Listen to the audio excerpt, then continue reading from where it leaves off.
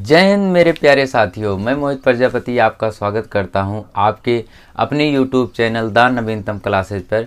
मेरे साथी, हमने फाउंडेशन बैच स्टार्ट किया जिसको हमने बिल्कुल बेसिक से पढ़ने का वादा किया और आप पढ़ते हुए आज पास्ट कॉन्टिन्यूअस टेंस पे पहुँचे हैं।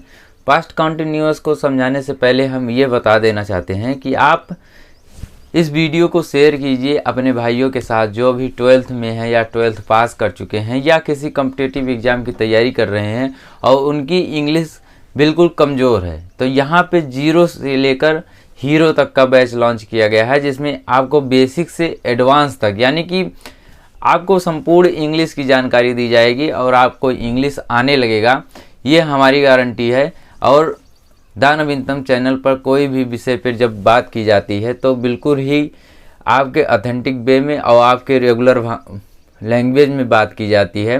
तो आप हमारे चैनल से जुड़िए और बिल्कुल सरल माध्यम से इंग्लिश को सीखना या और विषयों को सीखने के लिए आप हमसे जुड़े रहिए और वीडियो को शेयर कीजिए, लाइक कीजिए। आज की क्लास को हम स्टार्ट करते हैं। जैसा कि हमने पिछली क्लास में बताया कि पास्ट इंडेफिनिट टेंस क्या होता है, हमने उसमें पहचान बताई कि जिन वाक्यों के अंत में ता, था, ती, थी, ते, थे आदि शब्द आते हैं उन्हें पास्ट इंडेफिनिट टेंस कहते हैं। फिर हमने कहा कि इसमें सभी कर्ता के साथ वर्ब की सेकंड फॉर्म का यूज किया जाता है। फिर हमने निगेटिव सेंटेंस की बात की, इसमें भी बताया कि सभी कर्ता के साथ डिड नॉट लगाकर वर्ब की फर्स्ट फॉर्म का यूज किया जाता है। हालांकि सका सकी के लिए हमने कहा कुड का यूज किया जाता है और निगेटिव सेंटेंस में कुड नॉट का यूज किया जाता है। आपको ये सब बिल्कुल अच्छे समझ में आया होगा। जो भी बच्चे आज इस वीडियो पर डायरेक्ट पहुंचे हैं वो इस वीडियो को न देखें, उसके पिछले वीडियो को देख कर आए तब इस वीडियो को देखें, तभी उनको सारी चीज़ें समझ में आएंगी और सारी चीज़ें स्ट्रक्चर फॉर्म में आपको बिल्कुल तैयार होती दिखाई दे रही हैं। तो मेरे साथी, जो भी क्लास रेगुलर ले रहा है उसे ये तो आज अनुभव हो गया होगा कि हाँ, ये क्लास कितना इम्पोर्टेंट पढ़ाया जा रहा है और आपको कितना इंकरेज करेगा कि आप अपने आप को कितना डेवलप महसूस करोगे इस इंग्लिश की क्लास को लेकर। मेरे साथी, ये क्लास आपको बिल्कुल क्या ही बताएं कि ये YouTube पे इतना अच्छा कोई कंटेंट देगा नहीं। तो आइए हम बात करते हैं पास्ट कॉन्टिन्यूअस टेंस की। पास्ट कॉन्टिन्यूअस टेंस मतलब कंटिन्यू मतलब लगातार, जो कोई चीज़ लगातार होती है या अपूर्ण होना पाया जाता है या जारी रहती है हमेशा। तो ऐसा ही हमने प्रेजेंट में सीखा कि प्रेजेंट कॉन्टिन्यूअस टेंस क्या होता है। तो प्रेजेंट कॉन्टिन्यूअस टेंस को हमने बताया कि किसी कार्य का जारी रहना पाया जाता है। वैसे भी ये भूतकाल में किस कार्य के जारी रहना पाया जाता है, लेकिन इसमें कार्य के जारी रहने का समय नहीं दिया होता है। आइए सीखते हैं।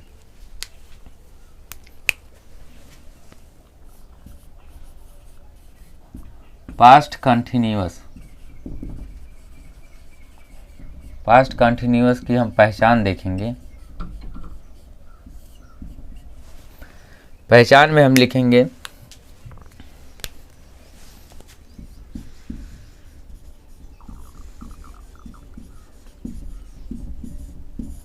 इन वाक्यों के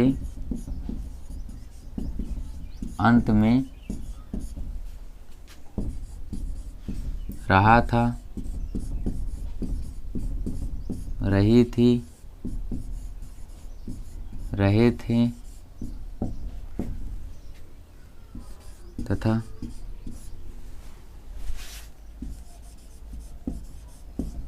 कार्य का जारी रहना पाया जाता है, परंतु कार्य के जारी रहने का समय नहीं दिया होता है। इसमें कार्य का जारी रहना तो पाया जाता है, लेकिन कार्य के जारी रहने का समय नहीं दिया होता है। जब भी हम पास्ट टेंस की बात करेंगे तो उन वाक्यों के अंत में हमेशा था का यूज किया जाएगा। जहाँ भी था का यूज मिले आप समझ जाना कि ये पास्ट टेंस के अंतर्गत है। अब कौन सा टेंस है वो डिसाइड करेगा। जैसे इसमें रहा था, रही थी, रहे थे। अगर पास्ट परफेक्ट की बात करेगा तो चुका था, चुकी थी, चुके थे। समझ में आ रहा आपको ना। वैसे पास्ट परफेक्ट कॉन्टिन्यूअस की बात करेगा तो फिर भी यही रहेगा, लेकिन कार्य के जारी रहने का समय दिया होगा। आइए सीखते हैं कि इसका ट्रांसलेट कैसे करते हैं। जैसे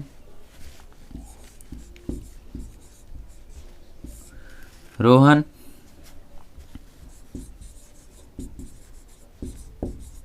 क्रिकेट खेल रहा था।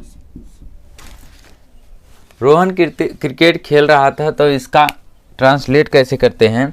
जैसे कि हम सिंटेक्स बता देते हैं।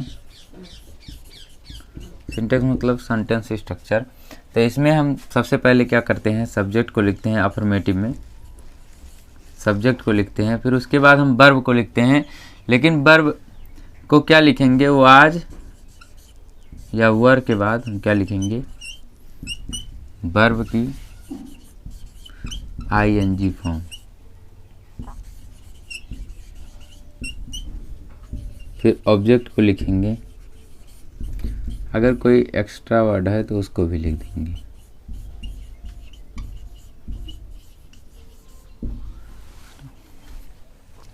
आपको समझ में आया कि सब्जेक्ट, ये जो सब्जेक्ट है अगर ये सिंगुलर है तो हम वाज का यूज करेंगे, अगर ये प्लूरल है तो हम वर का यूज करेंगे। ये तो आपको समझ में आया होगा कि हम सिंगुलर सब्जेक्ट के साथ वाज का यूज करके वर्ब की फर्स्ट फॉर्म में आईएनजी लगाकर ऑब्जेक्ट को लिखते हैं। वैसे प्लूरल सब्जेक्ट के साथ हम वर लगाकर वर्ब की फर्स्ट फॉर्म में आईएनजी लगाकर ऑब्जेक्ट को लिखते हैं। तो इसका ट्रांसलेट करते हैं। जैसे रोहन क्रिकेट खेल रहा है, तो इसमें सब्जेक्ट क्या है, रोहन। इसमें सब्जेक्ट क्या है, रोहन। रोहन खेल रहा था, रही थी, रहे थे, यानी कि रोहन वाज प्ले मतलब खेलना। इसमें आईएनजी फॉर्म लगेगा, प्लेइंग हो जाएगा, प्लेइंग क्रिकेट। समझ में आया आपको। जैसे वे किताब पढ़ रहे थे। इसको ट्रांसलेट करते हैं। जैसे वे क्या हुआ, आपका करता हुआ दे प्लूरल है, इसीलिए हम क्या लगाएंगे, वर।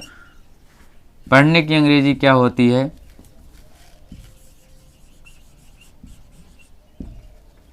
लर्निंग नहीं, रीडिंग लिख देते हैं, रीडिंग। रीड में क्या लगाएंगे, आईएनजी, रीडिंग बुक। और एक लिखते हैं, जैसे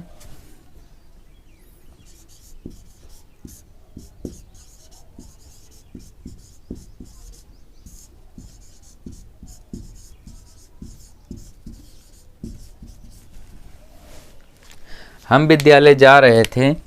जैसे बी वर, बी आपका प्लूरल है इसीलिए वर लगेगा, बी वर। गो में क्या लगाएंगे, आईएनजी फॉर्म लगेंगे, गोइंग टू स्कूल। उम्मीद है आपको यहाँ तक बिल्कुल अच्छे से समझ में आया होगा कि हम सिंगुलर सब्जेक्ट के साथ वाज लगाकर वर्ब की फर्स्ट फॉर्म में आईएनजी लिखते हैं, फिर ऑब्जेक्ट को लिखते हैं। उसके बाद प्लूरल सब्जेक्ट के साथ हम वर लगाकर वर्ब की फर्स्ट फॉर्म में आईएनजी लगाकर वो ऑब्जेक्ट को लिखते हैं।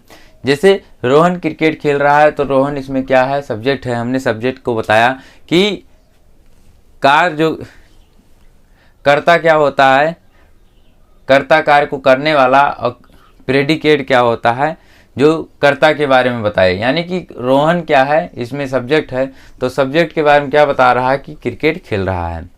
तो रोहन आपका सब्जेक्ट हुआ, इसलिए सब्जेक्ट सिंगुलर है, सिंगुलर के साथ क्या लगाएंगे, वाज लगाएंगे, वाज प्लेइंग क्रिकेट। तो दे क्या आपका प्लूरल है, प्लूरल सब्जेक्ट के साथ हम वर लगाकर वर्ब की फर्स्ट फॉर्म में आईएनजी लगाते हैं। वैसे बी आपका क्या है, प्लूरल है, प्लूरल के साथ हम वर लगाएंगे, वर्ब में गोइंग में आईएनजी लगाकर वर्ब की फर्स्ट फॉर्म को यूज़ करते हुए हम इतना सब सीख चुके। अब आगे फिर सीखते हैं कि अफर्मेटिव तो हमने सीख लिया, फिर निगेटिव सेंटेंस इसका कैसे बनता है।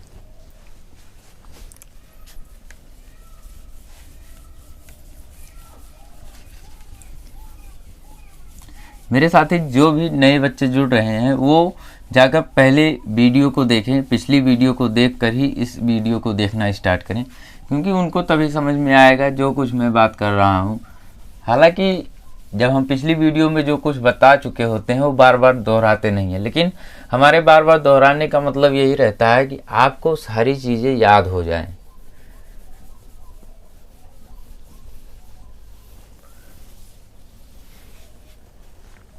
चलिए हम बात करते हैं कि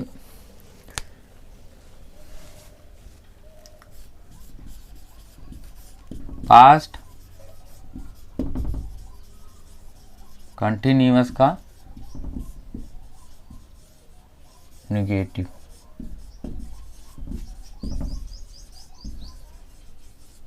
सेंटेंस, तो इसका हम क्या करेंगे, सबसे पहले सेंटेंस स्ट्रक्चर लिखेंगे।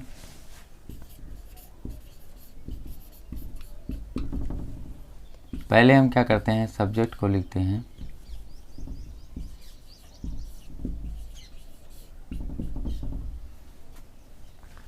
सब्जेक्ट को लिखने के बाद हम क्या लिखेंगे,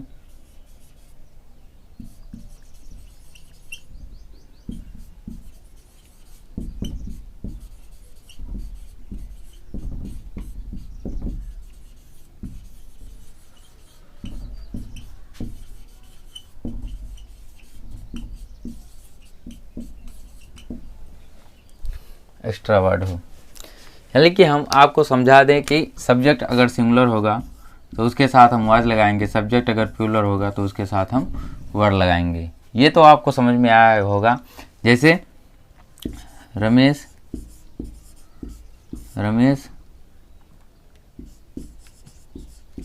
हिंदी पढ़ा रहा था। जैसे सीता खाना पका रही थी। वे गाना गा रहे थे। वे गाना गा रहे थे। वे गाना गा रहे थे। हम अखबार पढ़ रहे थे। आपने इतने सेंटेंस को देखा, तो इसका हम पहले क्या बनाएंगे। ये तो अफर्मेटिव सेंटेंस हैं। अफर्मेटिव सेंटेंस पहले हम ट्रांसलेट करते हैं, फिर उसका निगेटिव बनाना सिखाते हैं आपको। जैसे रमेश रात रही थी, जब आए तो क्या लगाएंगे, वाज। टीच मतलब पढ़ाना, टीचिंग मतलब पढ़ा रहा था हिंदी। Full stop. से सीता खाना पका रहे थे, तो सीता वाज। पकाने की अंग्रेजी होती है कुकिंग, फूड। से वे गाना गा रहे थे, दे वर सिंगिंग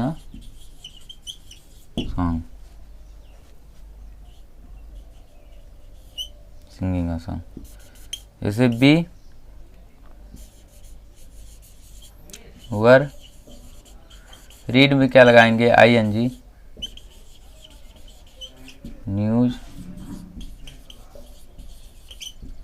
न्यूज़पेपर। तब का हम जब इसको हम निगेटिव बनाएंगे, यानी कि निगेटिव बनाएंगे तो कैसे बनाएंगे, रमेश। पहले हमने सब्जेक्ट को लिखा, फिर क्या लिखेंगे, वाज। फिर हम क्या करेंगे, फिर क्या लगाएंगे, नॉट। उसके बाद हम क्या करेंगे, टीचिंग। टीचिंग के बाद क्या लिखेंगे, हिंदी। वैसे ये भी है, Sita was not cooking food, जैसे दे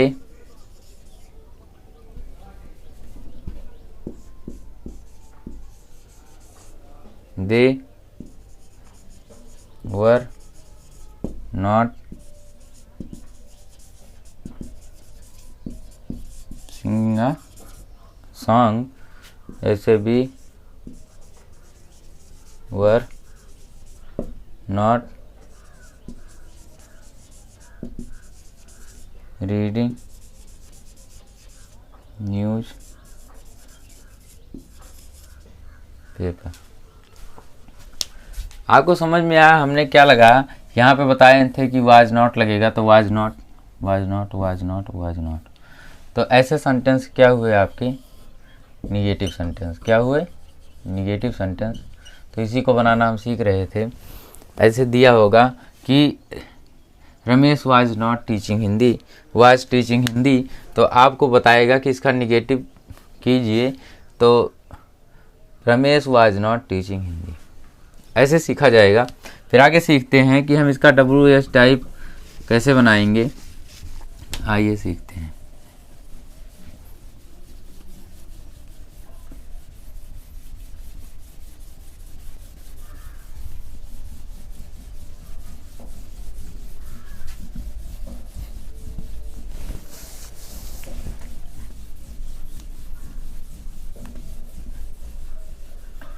नोट्स बना लीजिएगा, जैसे जैसे पढ़ा रहे हैं वैसे वैसे आप पढ़ लीजिए। एग्जाम्पल थोड़ा कम ही लिखिएगा, उसके बाद नोट्स बना लीजिए, उसके बाद प्रैक्टिस कीजिए। जितनी ज़्यादा आप प्रैक्टिस करेंगे उतना अच्छा ये ट्रांसलेशन हो जाएगा। जिस दिन आप ट्रांसलेट करना सीख गए उस दिन आपको इंग्लिश का आधा भाग, यानी कि आपने बैकबोन को पकड़ लिया। बैकबोन मतलब रीढ़ की हड्डी। रीढ़ की हड्डी को, ये इंग्लिश का टेंस जो है वो रीढ़ की हड्डी है। इसको अगर आपने पूरी तरह से तैयार कर लिया उसके बाद इंग्लिश बिल्कुल आसान हो जाएगी।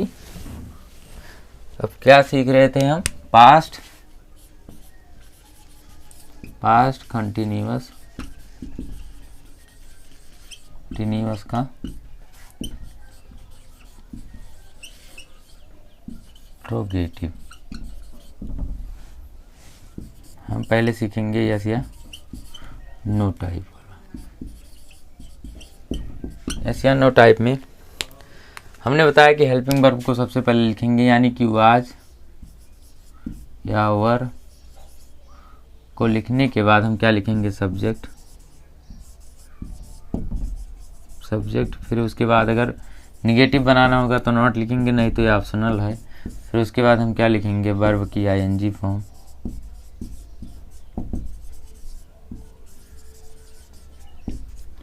उसके बाद ऑब्जेक्ट लिखेंगे, जैसे क्या गीता गाना गा रही है? क्या सोहन किताब पढ़ रहा है? क्या रिंकी बर्तन धो रही है? क्या रमेश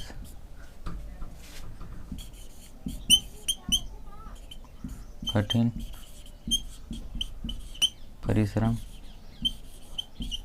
कर रहा है? रहा था। ओ सॉरी, ये सारे सेंटेंस गलत हुए। जिसमें हमने रहा था यहाँ पे क्या लगाना था? रहा था, रही थी, रहा था। चलिए इसका ट्रांसलेट करते हैं। जैसे क्या गीता गाना गा रही क्या गीता गाना गा रही थी? क्या गीता गाना गा रही थी? तो इसमें क्या लिखेंगे हम? वाज या वर लिखेंगे। तो गीता आपका क्या हुआ? सिंगुलर सब्जेक्ट है, सिंगुलर सब्जेक्ट के साथ वाज लगाएंगे, वाज गीता, गीता सिंग में क्या लगाएंगे, सिंगिंग हो जाएगा, ING लगाएंगे, सिंगिंग सॉन्ग लिखेंगे। उसके बाद हम क्या सोहन किताब पढ़ रहा है, तो वाज सोहन, सोहन पढ़ने की अंग्रेजी रीड होती है, रीड में क्या लगाएंगे, ING, रीडिंग बुक। उसके बाद हम इसमें क्या लिखेंगे, क्या रिंकी बर्तन धो रही है, क्या मतलब वाज रिंकी वॉशिंग पॉट्स। इसमें रमेश कठिन परिश्रम कर रहा है, क्या क्या मतलब वाज रमेश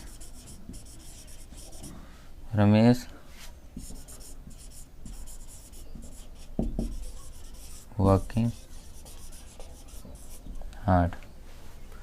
आपको समझ में आया यहाँ तक? अगर इसका निगेटिव बनाना होगा तो कैसे बनाएंगे, यहाँ देखिएगा इसका निगेटिव फॉर्म कैसे बनेगा। निगेटिव में हम सबसे पहले लिखेंगे was Geeta not sing song, फिर यहाँ लिखेंगे वाज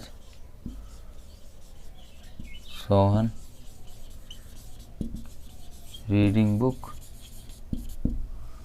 यहाँ लिखेंगे नॉट। उसके बाद हम क्या लिखेंगे, was Rinki not washing pots, जैसे वाज रमेश